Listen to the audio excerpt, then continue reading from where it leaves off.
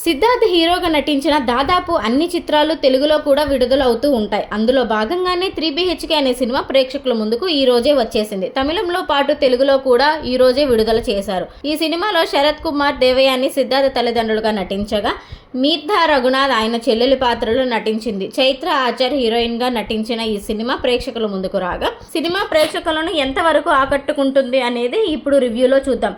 వాసుదేవ్, శరత్ కుమార్, శాంతి దేవయాని దంపతులకు ప్రభు, సిద్ధార్థ్, ఆర్తి, మీతా రఘునాథ్ పిల్లలు. వాసుదేవ్ ఉద్యోగం చేయడం ప్రారంభించిన నాటి నుంచి సొంత ప్లాట్ కొనుక్కోవడం వారి కళ. ప్రభు SSC చదువుతున్నప్పటి నుంచి బీటెక్ పూర్తి చేసే వరకు, అలాగే ప్రభు పెళ్లి అనుకున్న సమయంలో కూడా వాసుదేవ్ కుటుంబం అనేక సార్లు ఫ్లాట్ కొనుక్కోవాలని భావించినా అది సాధ్యం కాలేదు. అయితే ఎందుకు అలా సాధ్యం కాలేదు? ప్రభుతో వాసుదేవ్ ఎందుకు మాట్లాడడం మానేశారు? ఐశ్వర్య, చైత్రతో ప్రభు ప్రేమ ఎంతవరకు వెళ్ళింది? ఇంతకీ ఇల్లు కొన్నారా లేదా అనేది తెలియాలంటే సినిమాను బిగ్ స్క్రీన్ మీద చూడాల్సిందే. రోటీ కపడా మకాన్ అని చిన్నప్పుడు అందరూ చదువుకునే ఉంటారు. కడుపు నిండా తిండి, మంచి వస్త్రాలు, తర్వాత ఎవరైనా ఆలోచించేది ఒక మంచి ఇంటి గురించి. మరీ ముఖ్యంగా మధ్యతరగతి వారైతే ఎప్పటికైనా సొంత ఇంటిని ఏర్పరచుకోవాలని చేయని ప్రయత్నం అంటూ ఉండదు. ఒకానొక సమయంలో ఊళ్ళో ఇల్లు కొనుక్కోవడానికి ప్రయత్నాలు చేసేవారు. కానీ ఇప్పుడు ఆ కల్చర్ అపార్ట్మెంట్లకు పాకింది. అపార్ట్మెంట్లో ఒక ఫ్లాట్ అయినా ఉండాలని ఆలోచించని మధ్యతరగతి వ్యక్తి ఉండడు.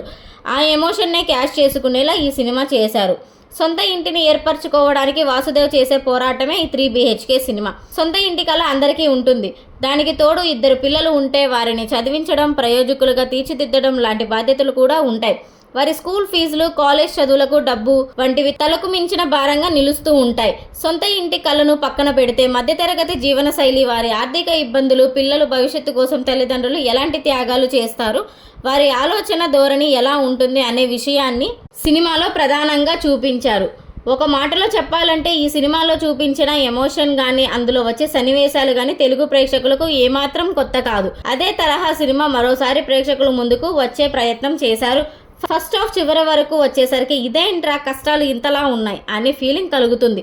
తెలుగులో ఈ మధ్యకాలంలో వచ్చిన కొన్ని సినిమాలను పోలి ఉండేలా ఈ సినిమా ఉంటుంది. తండ్రి చెప్పింది చేయకుండా తాను చెయ్యాలనుకుంది చేసి సిద్ధార్థ్ సక్సెస్ అవుతాడు. దాంతో సినిమా ముగుస్తుంది. తమిళ ప్రేక్షకులకు ఇలాంటి కథలు కొత్త కాకపోవచ్చు, తెలుగులో అయితే ఖచ్చితంగా కొత్త కాదు. కాబట్టి ఈ సినిమా అందరికీ బాగా కనెక్ట్ అయితే మరికొందరికి రొటీన్ అనిపించవచ్చు.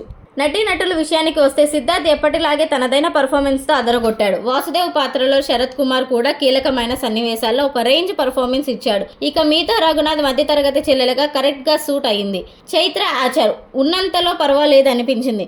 మిగతా నటీనటులు అందరూ తమ పాత్రల పరిధి మేరకు చక్కగా నటించారు. టెక్నికల్ టీం విషయానికి వస్తే ఆ డిపార్ట్మెంట్ కష్టం ప్రతి ఫ్రేమ్లో కనిపించింది. సినిమాటోగ్రఫీ కరెక్ట్గా మూడ్ సెట్ చేసింది. తెలుగు డైలాగ్స్ కూడా రియాలిటీకి దగ్గరగా రాసుకున్నాడు రాఖిందు మౌలి. అయితే ఈ ఫాస్ట్ ఫార్వర్డ్ జనరేషన్లో ఈ సినిమా లాంటి స్లో పేసింగ్, నరేషన్ ఉన్న సినిమాలు కామన్ ఆడియన్స్కి కనెక్ట్ కావడం కాస్త కష్టమే. కానీ కామన్ మ్యాన్కి కనెక్ట్ అయ్యే కథతో ఈ సినిమా రాసుకున్నారు కాబట్టి కొంతమందికి బాగా కనెక్ట్ అవ్వవచ్చు. సో ఫైనలీ నేను ఈ మూవీకి ఇచ్చే రేటింగ్ 4. ఇంకా ఇలాంటి మాస్ మరియు సినిమా అప్డేట్స్ కోసం మా ఛానల్ బన్నీ సినిమావర్స్ని సబ్స్క్రైబ్ చేయండి. వీడియో నచ్చితే లైక్ కొట్టండి, మీ ఫ్రెండ్స్ అండ్ ఫ్యామిలీతో షేర్ చేయండి, మీ అభిప్రాయాన్ని కామెంట్లో తెలపండి.